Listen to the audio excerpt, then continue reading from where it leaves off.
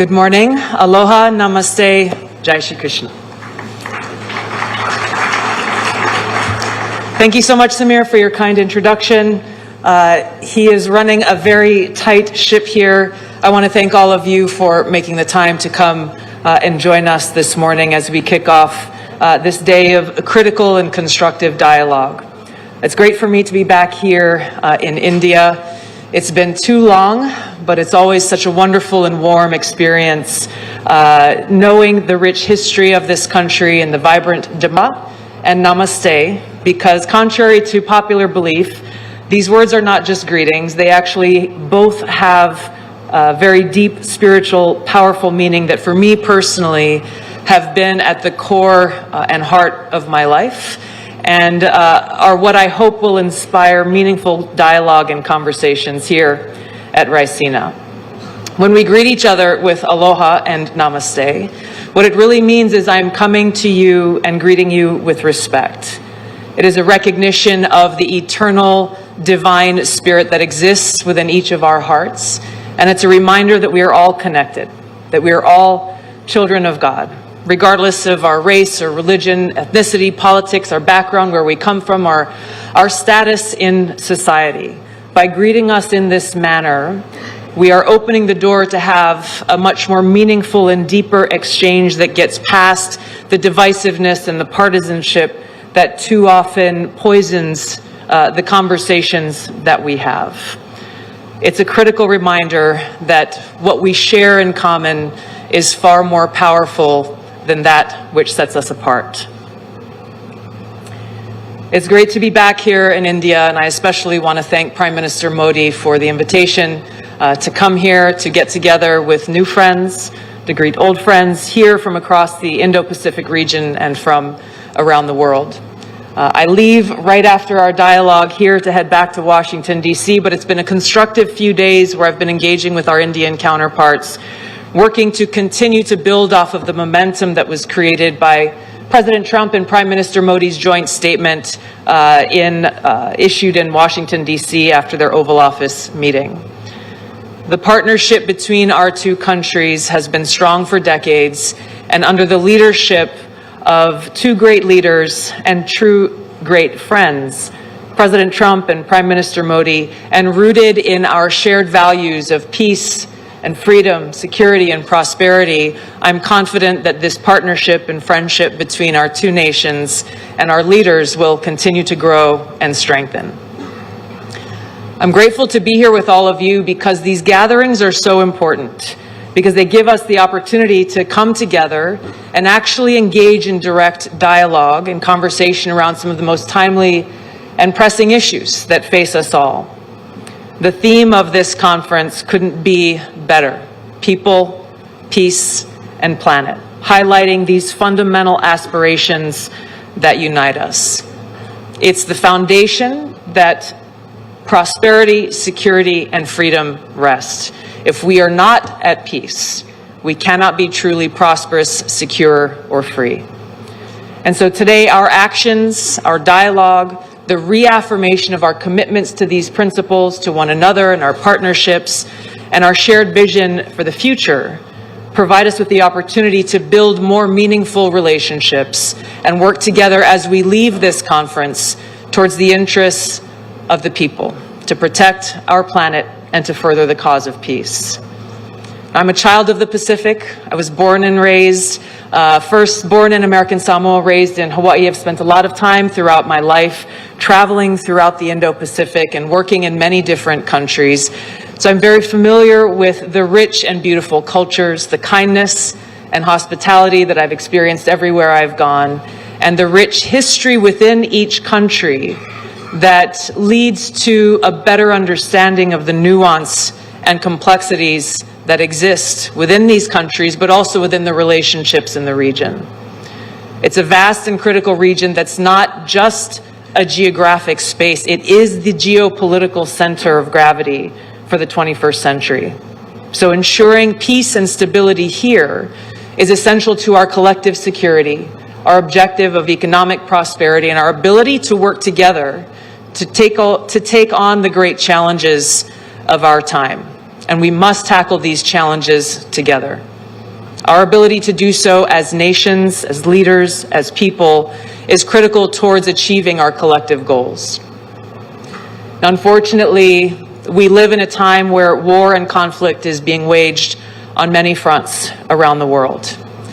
The Bulletin of Atomic Scientists, founded in 1945 by Albert Einstein and Oppenheimer, has declared the doomsday clock to be 89 seconds to midnight, closer to the brink of nuclear catastrophe than ever before. So your focus again on peace, people, and planet is timely. It is times like this that call on leaders to stand up for these interests that affect us all and will affect generations who will follow. Unfortunately, as we've seen throughout history, simply calling for peace too often invokes attacks and smears.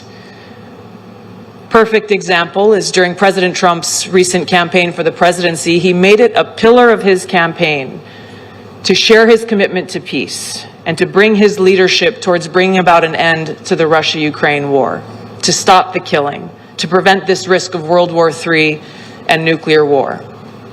And for this commitment, he was attacked relentlessly, not only by his political opponents and legacy media in our own country, but even by those abroad.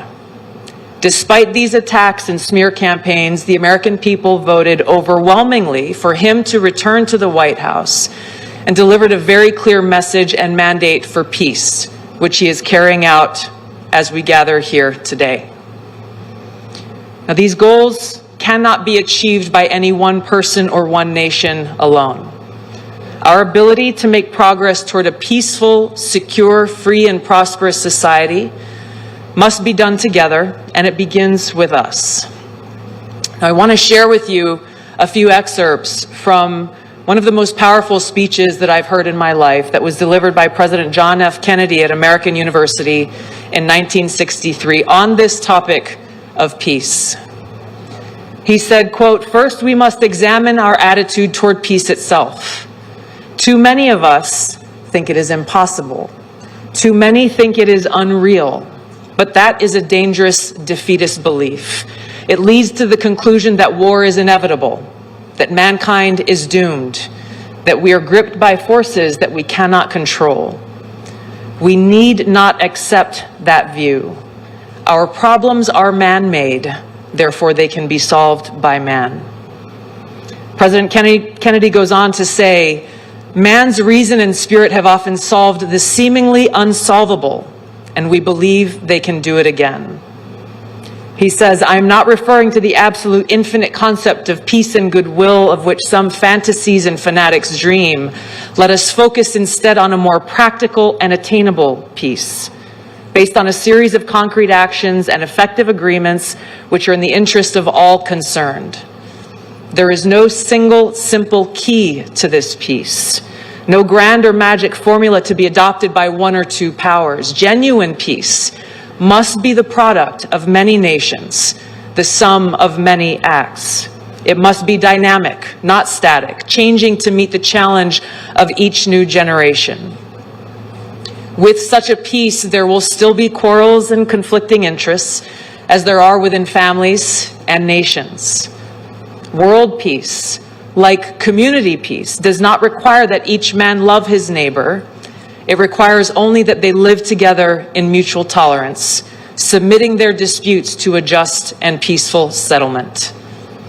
He closed by saying, "So let us persevere. Peace need not be impracticable, and war need not be inevitable. By defining our goal more clearly, by making it seem more manageable and less remote, we can help all people to see it, to draw hope from it, and to move irresistibly toward it." These powerful words were as powerful and true and relevant then in 1963 as they are today. In the United States, President Trump remains unwavering in his commitment to achieving peace through a strategy rooted in realism and pragmatism. Securing peace through strength, which he speaks of very often, requires strong leadership with a clear-eyed and realistic understanding of the global challenges that exist as well as the opportunities. It requires a commitment to fostering cultural and economic ties that reduce the likelihood of an escalation to conflict, and a dedication towards reinforcing our mutual interests.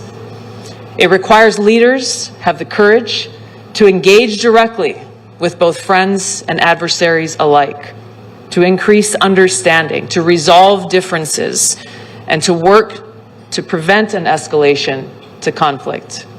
It requires leaders who are not afraid to speak an inconvenient or unpopular truth, and who ask the tough questions, who challenge the established view or, quote unquote, the way things have always been done, to spark what may be hard but necessary conversations about the realities we face and the best way forward to advance our mutual cause of peace, freedom, security, and prosperity. So just as President Trump is committed to America first, putting the safety, security, and freedom of the American people at the forefront of his policies and his decisions, Prime Minister Modi is committed to India first. Prime Minister Luxon is committed to New Zealand first. This is the expectation of any leader's commitment to their people, to serve them, to put their interests at the forefront of their decisions. But this should not be misunderstood to mean that America first is America alone. The relationships that we build together are critical to advance our mutual interests.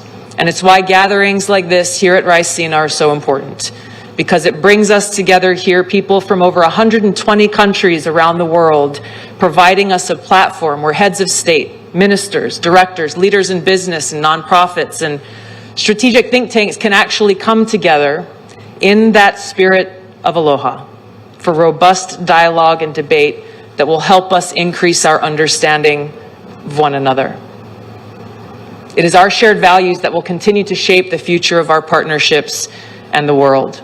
And while we represent our own sovereign nations with unique perspectives and unique interests, by working together honestly, transparently, and strategically, we can ensure a more peaceful, free, secure, and prosperous future for our people and the world. Thank you so much. Aloha. Jai Shri Krishna. Namaste.